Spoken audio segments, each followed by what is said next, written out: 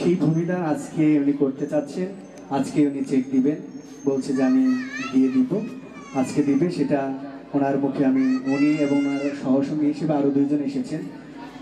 উনি একজন মান্যবর এবং ব্যবসায়ী এবং সরকার চাকরিজীবী ছিলেন, এবং তাকে আমি প্রণাম জানাচ্ছি। আমি সেই বাবাকে দুটি কথা বলি, চেক তুলে দিবেন আমাদের হাতে, এবং পরবর্তীতে আমাদের বাবুল দাস আলোচনা করবে। পরবর্তী আমাদের দাদা, যিনি সাধারণ সম্পাদক অনুষ্ঠানের, সেই দাদা শেষ করুন। তার আগে আমাদের গোপাল দা একটু আছেন, পরে শেষ করবে আমাদের বাবা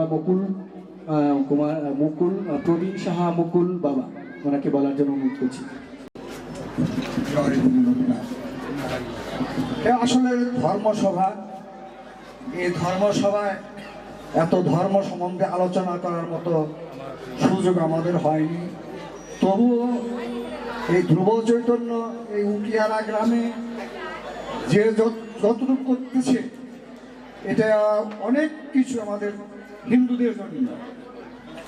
আশা করি জন্ম জন্মান্তরে যেন এই ধ্রুব চৈতন্য উকিয়ারা গ্রামকে ধার্মিক হিসেবে গড়ে তুলতে পারে, এই আমি শুভকামনা করছি।